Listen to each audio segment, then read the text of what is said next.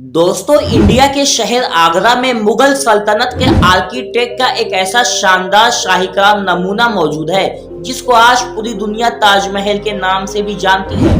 पूरे 42 एकड़ में फैला दूर से ही चमकता हुआ ये मकबरा अपने अंदर कई रहस्य भी लिए हुए है। आज के इस तकनीकी दौर में भी ताजमहल को सातवां अजूबा कहा जाता है, क्योंकि इस आलीशान ताजमहल को बनाने के लिए 20,000 मजदूरों ने दिन रात एक करके पूरे 22 सालों तक पसीना बहाया है। अगर आज के दौर में इस ताजमहल की कीमत का अंदाजा लगाया जाए तो संगमरमर का यह अनमोल मकबरा हैरत अंगेज तौर पर $1 बिलियन से भी ज्यादा महंगा है, क्योंकि इस महल में मुगल आर्किटेक्ट्स ने अपने हुनर की कई ऐसी निशानियां छोड़ी थी जो आज के जमाने के साइंसदान भी तारीफ करते नहीं थे। दोस्तों, इतिहास के पन्नों को पलटने पर पता चलता है कि 17 जून सन 1631 को शाहजहां की चहेती बीवी मुमताज महल ना चाहते हुए भी इस दुनिया से चल बसी। कहा जाता है कि इस खबर के बाद शाहजहां को काफी बड़ा झटका लगा था और वो तन्हाई में रहते हुए अगले 8 दिनों तक कुछ भी नहीं खाए पिए थे।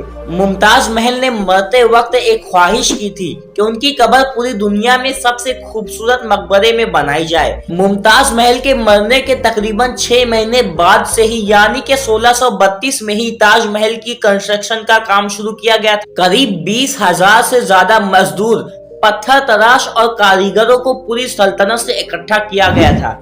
लश्करों के लश्कर शाहजहां के हुक्म पर आगरा आ गए थे, क्योंकि मुमताज महल की कब्र यमुना नदी के किनारे मौजूद थी। इसलिए इस जगह पर दुनिया की सबसे खूबसूरत बिल्डिंग यानी कि ताजमहल को बनाना काफी मुश्किल था। सबसे पहले नदी के किनारे मजदूरों ने कुएं खोदना शुरू किया और तब तक कुएं खोदते रहे जब तक जमीन के अंदर सूखी हुई मिट्टी नहीं दिखाई दी। इन सब कामों के लिए कई मजदूरों के साथ साथ हाथियों और बहुत ही बड़ी फौज का भी इस्तेमाल किया गया। बिल्डिंग की डिजाइन को बनाने के लिए लाखों नहीं बल्कि करोड़ों ईंटें बैक वक्त एक साथ इस्तेमाल की गई। ये सब इतना आसान नहीं था और इसमें लातादाद पैसे भी बहाए जा रहे थे। हर गुजरते दिन में शाही खजाना तेजी से खाली होता जा रहा था, लेकिन शाहजहां को किसी चीज की परवाह नहीं थी। बस उनका ये काम हर कीमत पर मुकम्मल करना था। 20,000 कारीगरों की जरूरत को पूरी करने के लिए शाहजहां ने आसपास के तमाम इलाकों से अनाज और खाने पीने की चीजों को आगरा मंगा लिया था। कई सालों की मेहनत के बाद बिल्डिंग के स्ट्रक्चर का काम मुकम्मल हो चुका था, लेकिन अब बारी थी उसको संगमरमर से सजाने की। ये संगमरमर आगरा से 400 किलोमीटर दूर राजस्थान से मंगाया जाने वाला था, क्योंकि राजस्थान का मकराना मार्बल पूरी दुनिया में आज तक का सबसे फाइनेस्ट मार्बल माना जाता है। शाहजहां ने ताजमहल के लिए पूरा मकराना मार्बल रिजर्व कर लिया था और 1000 हाथियों की मदद से हजारों टन वजनी मार्बल राजस्थान से आगरा मंगाया गया।